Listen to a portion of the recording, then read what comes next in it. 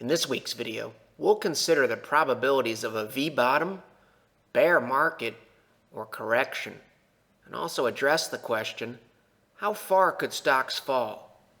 In addition to the main topics, we'll also look at ways to make money in a bear market without shorting, the length of corrections from a historical perspective, how much damage was done to the charts this week, and a little bit about the timing of our moves. To view the video in full screen mode, use this icon in the lower right-hand corner of your video player. To improve the clarity of the charts, use this icon in the lower right-hand corner of your video player. While price and the facts are our guide, it's relevant and important and helpful to understand where possible support might be.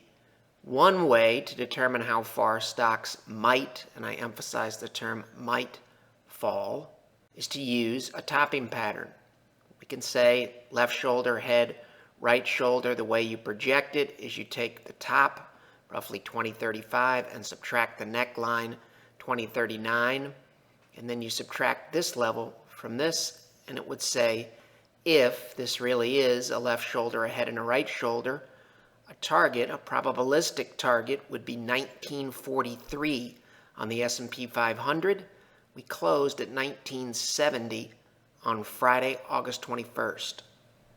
Is there anything else that tells us that 1943-ish on the S&P 500 might be relevant? Yes. The 61.8% retracement from the move from the October low to the May high is at 1940-ish, which is very, very similar to 1943, which was the projection from the previous head and shoulders pattern. We're better off taking a balanced view because it helps us keep that flexible, unbiased, and open mind that we need. Therefore, there's a caveat to the last couple of charts. The broad NYSE composite has blown right through all of the fibs. This tells us that the probability of this uptrend remaining intact from the October low to the recent high is now quite a bit lower than it would have been if we held in this area here. Anything can happen, but this unquestionably tells us that bearish odds have increased for the broader stock market. Hypothetically, if we saw one of the deeper corrections, how long might it last? This is a handful of some of the deeper and more serious corrections that have taken place in the S&P 500 since 1983. The average loss, 19.5%. The median loss, 19.4%. The duration, the average was 114 days, and the median was 87 days. A 19% loss on the S&P 500 from 2134 would take us to 1728, and we wouldn't bottom possibly until December, maybe November of this year, and we could possibly even spill into 2016 if history is any guide. No predictions about how far we'll fall or how long it will last. It's just good to have some historical reference points. Now on to the possibility of V-bottoms. Clients and regular viewers know that we have referenced this excellent work from Dana Lyons about V-bottoms. From 1950 to 2012, a V-bottom occurred once every 1.6 years. Has the Fed skewed the markets? Yes. March of 2013 to December of 2014, instead of one V-bottom every 1.6 years, we saw a V-bottom once every 2.1 months. So recency bias would tell us that we will continue to see V-bottoms. What is the probability that we will see a V-bottom? Some may think of these charts as a bunch of lines, but really what this is a way to have every single market participant around the globe help us and work for us to make better decisions from a probabilistic perspective. How can that be? When we have a bullish trend, it tells us that the aggregate net opinion of every single market participant on the planet is bullish. When we move sideways, the aggregate net opinion, all of the bulls versus all of the bears, is mixed. And then again, we tend to go sideways, and we get bearish trends when the net aggregate opinion flips net bearish. And that net aggregate opinion takes everything into account. The Fed, China, Greece, earnings, valuations, you name it, it's baked into the trends and into price. So a steep trend tells us that we have relatively strong bullish conviction. Strong bullish conviction, strong bullish conviction, strong bullish conviction. And you'll notice these slopes, it's point to point, blue to blue. Strong bullish conviction preceded a V bottom. Strong bullish conviction point to point preceded a V bottom. Strong bullish conviction preceded a V bottom. How does the exact same chart look today? And what does it tell us about bullish conviction? And more importantly, the probability of seeing another V bottom. This is the same concept. We're going blue point to point before the correction. And you can see that concerns have been increasing. The bears, from a net aggregate perspective, have been gaining ground. Can we compare these head to head? Yes, we can. These are the exact same lines, or at least the exact same slopes, head to head. Strong bullish conviction, bullish conviction, bullish conviction, bullish conviction, versus the present day with a very mixed bag look, telling us that the probability of getting a V bottom is lower today than it was here, here, and here. Do you need to short stocks or even use inverse ETFs or use options to make money in a bear market? The answer is no, and there's a reason for it. Maximum fear attracts capital to long-term maturity, safe bonds relative to safety of principal.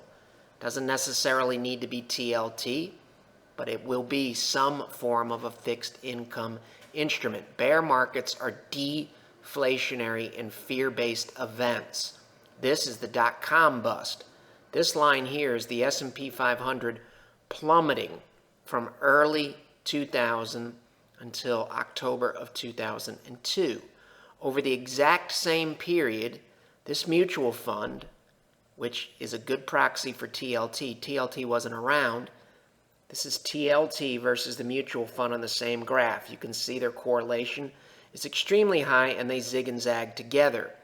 The mutual fund, which is similar to TLT, gained 44% during the bear market, where the S&P 500 lost over 50%. So the answer is yes, it is very possible with trends to make money in a bear market. While the market model can use inverse ETFs, and it does use them from time to time, one of the general rules of thumb in investing is do not take more risk than you have to. So if TLT or some form of bond is strong in a bear market, all things being equal, we would prefer to own that. TLT from October of 2007 to 2009, here's the S&P 500 falling over 50%. Over the same period, TLT moved from a low of 66.70 to 99.06, which represented a 48% gain. Why do bonds attract capital in a bear market? Think about how you might have felt in Q4 of 2008. The economy is never going to recover. The stock market will never recover. The world will never be the same. And hence, the Fed will never raise interest rates again. If all of those things are true, you want two things. You want safety of principal, U.S.-backed government bonds, and you want to lock down your maturities and get long maturities. Why? Because the Fed is not going to raise interest rates from a perception perspective anytime soon. So it may not be TLT in the future, but some fixed income instrument at some stage of a bear market will most likely lead. We don't have to own treasuries in a bear market. In fact, they have to cross hurdles. So we can only own them if they're trending and they score well on the CCM ETF scoring system. The stock market broke down this week, and intermediate treasuries, or daily IEF, broke out. Resistance, resistance. This is different here. Same angles, support, support. So for the time being, it appears as if we've broken out here. Could it be a false breakout? Sure it could. But right now, price is saying this is different than this and this. We don't know if a bear market has started, but if it has, to make money in bonds, at some point you have to start scaling in. This week, some other things changed. Bonds relative to stocks, or IEF weekly relative to SPY, is clearly in a downtrend. Resistance, resistance. Bullish breakout. Does it mean that this breakout will hold? No, it could be a false breakout, but it speaks to probabilities, and it also aligns with the breakdown that occurred on Thursday in the S&P 500 index. You can find this image on our Twitter account if you just Google @Shavako Capital. You don't have to know anything about Twitter, or particularly like Twitter or be on Twitter to read the tweets or to look at the charts or use the links. Purpose of the exercise: the evidence and the rules have been telling us and forcing us to reduce risk since July 24th. We cut risk on the 24th, had to cut again by rule on the 27th, cut again by rule on August 12th, and this morning on the open, on the first tick, we were required by rule to cut again. During the period between July 24th and today's close on the 21st, not only did the market model tell us to reduce risk, but it never told us to redeploy any of that cash. So the last 1, 2, 3, 4 moves have been to reduce risk, and we never redeployed that cash because the evidence wouldn't allow us to do so. I'm guessing regular viewers and clients can recite this along with me. The longer we move sideways and consolidate, the bigger the move that we can expect in either direction. We did get a big move on Friday to the lower end of the range. We could have seen a similar move to the upper side, which is why patience remained in order. Let's talk a little bit about timing. Close below 2039 on Thursday. However, we didn't clearly break 2039 until 2 minutes before the close on Thursday. It should be noted that this chart and the one that follows is a DeMark chart from Market Studies LLC. Our rules do not allow us to make a decision with 2 minutes left in a session. Why? A good example: how many car accidents are caused by people making split-second decisions, a turn or something? You don't make good decisions in short periods of time. In fact, the probability of making a trading error or breaking a rule, making a decision with 2 minutes left in the session, is high. Therefore, it's heavily frowned upon. Also, another reason the rules don't allow us to make a decision or to change a decision in the last few minutes of trading is often when you break support in the last few minutes of trading, it's somewhat of the last wave of panic sellers throwing in the towel, and often we close below support for one day, and the next day we bounce back sharply.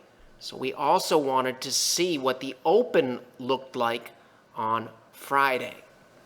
It can be frustrating on Friday when we know that we're vulnerable to a big move and then we get such a dramatic move in one day. Still looking at the question, did we wait too long? No. The futures didn't break support, and that's a form of confirmation until 9 p.m. on Thursday.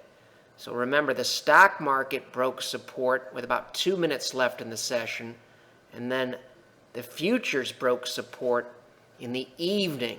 So therefore, immediately after these two events happened, we started to implement our plan, and we cut risk on the open Friday. Also keep in mind, while it may feel like it's too late to cut risk, we have not even been below the trading range for 2 full market sessions left, and we know that corrections can last over 100 calendar days. Since there's no magical moving average or risk-on, risk-off ratio or indicator, the market model is highly diversified. Regular viewers know that these are moving averages, one set of moving averages used by the CCM market model. This is what risk-off looks like. This is price here. These are the moving averages in 2008. And this is what risk-on looks like early in 2009. You may remember that a week ago, these same charts showed a reason to be patient. Support had held in several areas. This is last Friday. How does the same chart look today? The answer is much worse. We've been preaching for months that the longer we go sideways, the bigger the move that we get.